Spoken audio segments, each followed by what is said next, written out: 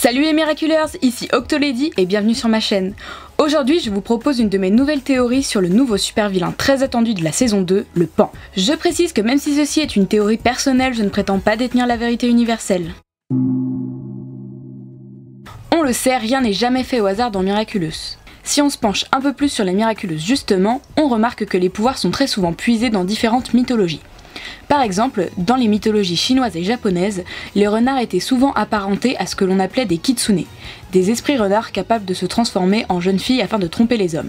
C'est sûrement de là qu'est tiré le pouvoir d'illusion de la flûte de Réna Rouge.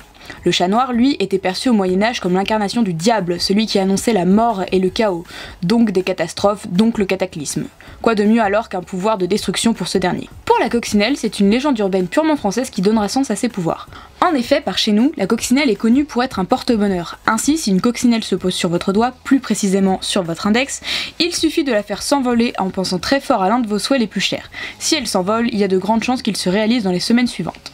Vous l'avez compris, ici ce sont les origines du Lucky Charm, mais aussi du pouvoir absolu. On comprend grâce à cela que la coccinelle permet de réaliser un vœu, mais en contrepartie le pouvoir du chat noir prendra un lourd tribut. Mais alors quels pourraient bien être les pouvoirs du Pan?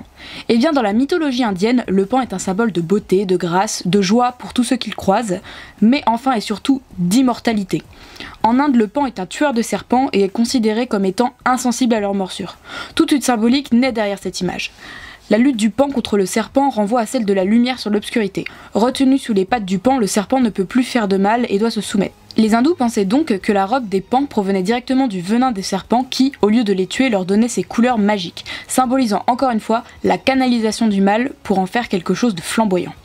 Quand on lit cette légende, deux choses en ressortent pour moi, la canalisation du mal et l'immortalité. Est-ce que le pouvoir du Pan permettrait alors d'absorber le mal qui se trouve en une personne? Rien que pour cette question, nous avons deux interprétations possibles. Soit le Pan peut absorber la méchanceté, les mauvaises pensées, le mal-être, soit le Pan peut absorber la douleur, la maladie et les maux, comme une sorte de pouvoir de guérison. Et bien sûr, à côté, nous avons l'immortalité. Mais le Miraculous procure-t-il vraiment l'immortalité à celui qu'il porte? Nous y reviendrons plus tard.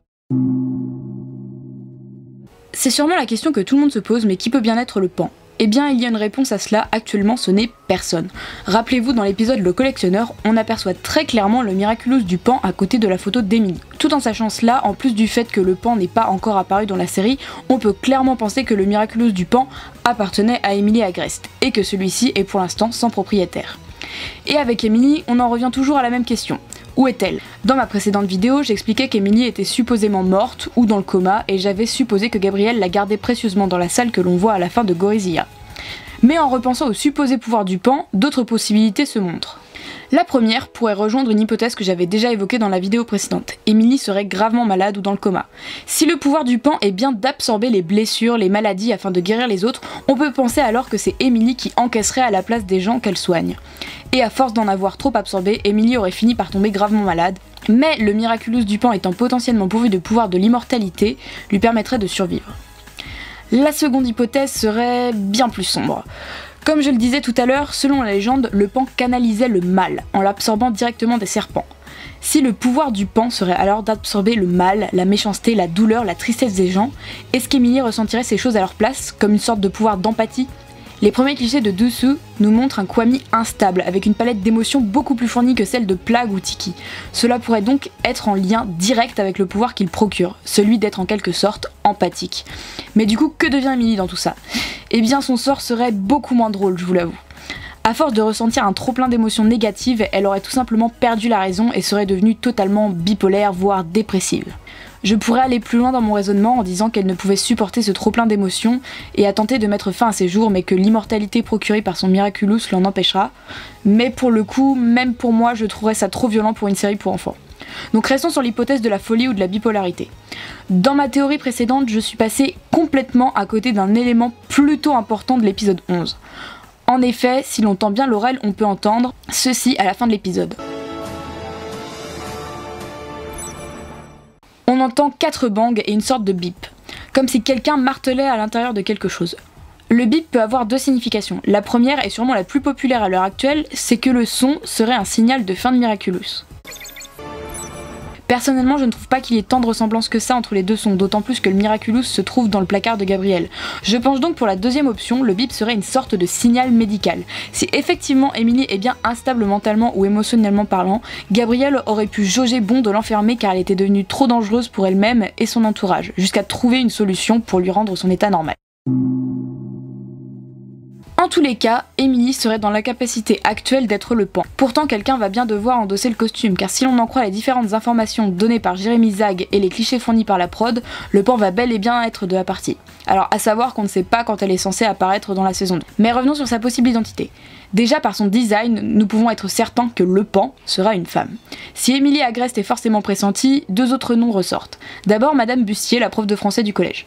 Mais à part la ressemblance morphologique, il n'y a pas tellement d'arguments en sa faveur.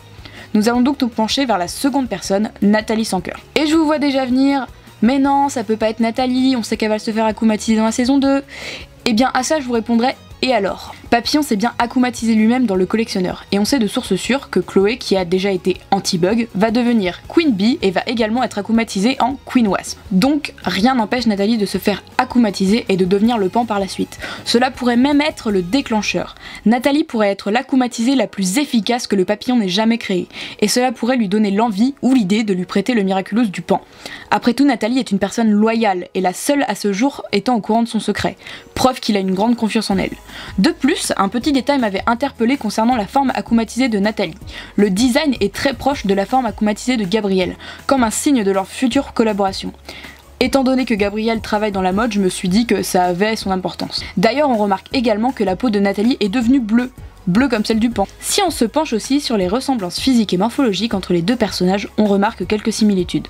Le col roulé, la coupe de cheveux, la silhouette. Enfin, Zag avait affirmé dans une interview qu'à côté du prochain méchant, le papillon serait un bébé. Et encore une fois, je ne pense pas que ce soit une coïncidence, mais le nom de Nathalie est Sancoeur. Voilà les Miraculeurs, c'est tout pour cette vidéo. J'espère que ça vous a plu.